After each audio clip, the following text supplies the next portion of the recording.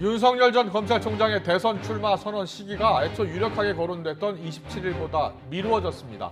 엑스파일 논란에 장모 사건 1심 선고까지 다가오면서 우선 전열을 정비하겠다는 뜻으로 해석됩니다. 민주당 내부에서는 경선 연기를 둘러싼 내홍이 깊어지고 있습니다. 일단 결정을 25일로 미뤘는데요. 어떤 결론이 나든 후유증이 불가피할 것으로 보입니다. 국회 취재기자 연결합니다. 송재인 기자. 네, 국회입니다. 네, 윤석열 전 총장의 출마 선언 애초 오늘 27일 무렵으로 알려져 있지 않았습니까? 연기됐다고요? 네, 그렇습니다. 하지만 윤석열 전 총장 측은 오늘 오전 공지를 통해 27일 날짜는 확정된 게 아니라고 밝혔습니다. 그보단 이후가 될 거라며 7월 초까지 시기를 조율하고 있다고 설명했습니다. 결과적으로 기존보다 정치 참여 선언 시기가 늦어진 겁니다. 이를 두고 최근 윤석열 엑스파일 논란과 다가오는 장모의 1심 선고까지 이딴 악재가 영향을 줬다는 분석이 나옵니다. 윤석열 엑스파일은 그 실체와 함께 출처를 두고도 공방이 가열되던 상황입니다. 논란에 불을 지핀 보수평론가 장성철 소장은 앞서 엑스파일 논란의 출처로 여권을 지목했지만 민주당 송영길 대표는 자신은 엑스파일을 갖고 있지 않다며 오히려 야권을 출처로 의심했습니다. 직접 들어보겠습니다. 그동안 검찰총장 인사 검증 과정에서 야당 내부에서 여러 가지 자료를 정리했을 걸로 추측이 됩니다. 출처가 어찌됐든 윤 전 총장 스스로 논란을 돌파해야 한다는 압박의 목소리도 국민의힘에서 나왔습니다. 어쨌든 이 엑스파일 내용은 윤석열 총장이 전부 다 해명을 해야 돼요. 돌파해야 돼요. 그거는 그렇죠. 누구든 이렇게 누가 작성해도 돌파해야 되죠. 예. 도와주기가 쉽지 않는 사안이거든요. 예.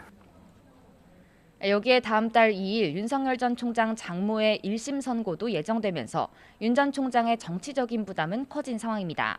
윤 전 총장은 어제 엑스파일에 대해 정치 공작이 의심된다며 처음 정면 대응에 나서긴 했지만 정치권 안팎에서는 윤 전 총장이 이딴 악재로 곤혹스러운 처지에 놓인 만큼 공식 등판도 늦춘 게 아니냐는 분석이 나옵니다. 네, 민주당 내부에서는 경선 연기를 둘러싼 갈등의 불씨가 여전하죠. 네, 그렇습니다. 송영길 대표가 어제 경선 연기 확정을 미루는 일종의 절충안을 내놓긴 했지만 내홍은 여전한 상황입니다. 대선 경선을 현행 규정대로 9월까지 진행해야 한다는 이재명 측과 흥행을 위해서는 11월로 미뤄야 한다는 비이재명 측의 입장차가 뚜렷한 상황입니다. 그런 만큼 송영길 대표는 우선 현행 규정대로 짜인 경선 일정을 받아본 뒤에 오는 25일 지도부 회의에서 결정을 내리기로 했습니다.